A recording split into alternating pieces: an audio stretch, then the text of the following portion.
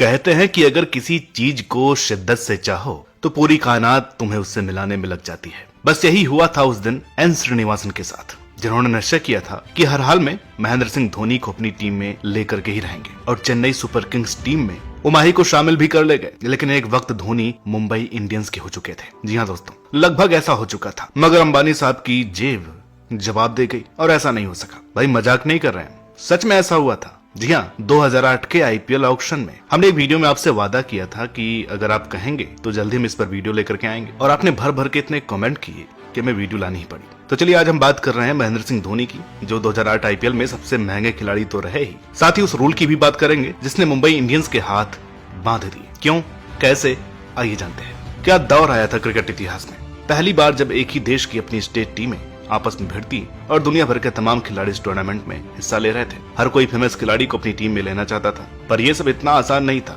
अभी आईपीएल का महज कॉन्सेप्ट ही आया था, फैन बेस और लोकप्रियता आनी बाकी थी, और क्योंकि ये पहला सीजन था तो कई सारे रूल लिमिटेशन लगाई गई। ऐसे में एक रूल था आइकॉन प्लेयर का, जिसमें हर स्टेट के नामी दिग्गज मौजूद थे, जिसमें मुंबई के सचिन तेंदुलकर, दिल्ली से वीरेंद्र सहवाग, पंजाब से युवराज सिंह, वेस्ट बंगाल से सौरव गांगुली और बैंगलोर से राहुल द्रविड़ मौजूद थे, जिन्हें अपने स्टेट की टीम से खेलना था। और इनका प्राइस पहले से ही $1.65 मिलियन पर सेट था। टीम इन्हें ऑक्शन से पहले ही डायरेक्ट खरीद सकती थी। कारण साफ था, आईपीएल को फेमस करना है तो इन टीमों के फेमस खिलाड़ी उसमें डाल दिए जाए। चेन्नई से भी दिनेश कार्तिक को इस ग्रुप में डालने की उम्मीद थी, पर क्योंकि उनका वो फैन बेस ही नहीं था तो केवल 5 ही आइकन खिलाड़ी थे। मगर यहाँ एक चीज मिसिंग थी, इस लिस्ट में एक नाम नहीं था, हाल ही में 2007 में T20 वर्ल्ड कप जिताने वाले कप्तान का, महेंद्र सिंह धोनी, जो कि झारखंड से थे। अब क्योंकि झारखंड से कोई टीम नहीं थी, इसलिए उन्हें आइकन खिलाड़ी की श्रेणी में नहीं रखा गया।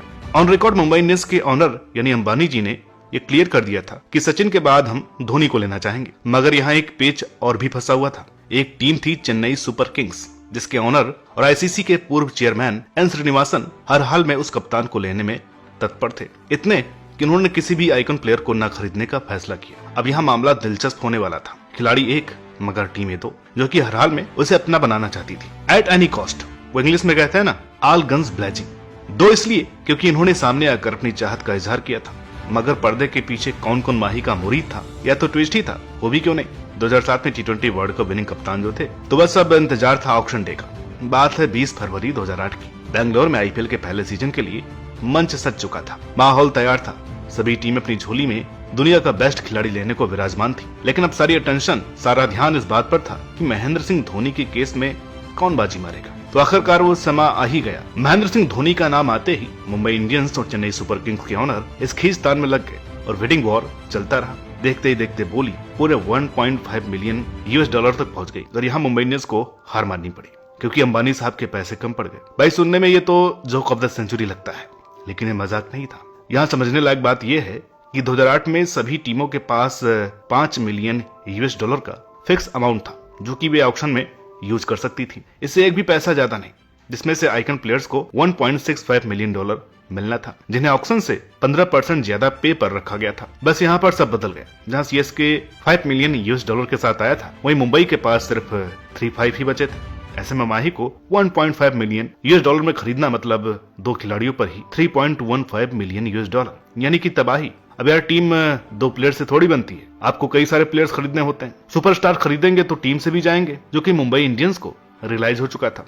आखिरकार चेन्नई सुपर किंग्स ने अपनी टीम में इस मेगा स्टार को खरीद लिया, और वो भी $1.5 मिलियन की भारी भरकम रकम में, जिसने माही को 2008 आईपीएल लीग का सबसे महंगा खिलाड़ी बना दिया। और चाहकर भी मुंबई इंडियंस रूल्स से जीत नहीं पाया। नहीं से चेन्नई सुपर किंग्स और मुंबई इंडियंस की लेजेंडरी राइवलरी की भी शुरुआत हुई थी। वो एल क्लासिको जो मैदान के बाहर ही शुरू हो गया था और आने वाले 16 साल तक बरकरार रहा, और आज भी है। एमएस धोनी को अपनी टीम में लेने का ख्वाब कभी पूरा नहीं हो पाया, क्योंकि ना ही माही ने सीएसके को छोड़ा और ना ही सीएसके ने माही को, और वो लॉयल्टी आज तक बरकरार है। कभी कभी तो अक्सर मन में यह सवाल उठता है कि सीएसके और एमआई दोनों ने ही 5 ट्रॉफी जीती, लेकिन अगर एमआई के कप्तान माही होते तो ये गिनती कितनी होती? क्या सीएसके कभी ट्रॉफी जीत पाया होता, या फिर एमआई 10 ट्रॉफी जीती होती? क्या रोहित शर्मा कभी कप्तान बन पाते? और न जाने कितने इफ्स और बट्स। लेकिन एक बात तो साफ है कि जो बदसलूकी रोहित शर्मा के साथ कप्तानी के नाम पर हुई है, वो धोनी कभी नहीं होने देते। खुद ही पीछे हटकर उत्तराधिकारी दे जाते, और ना ही मुंबई इंडियंस में इतना दम होता जो माही को कप्तानी से हटा पाती।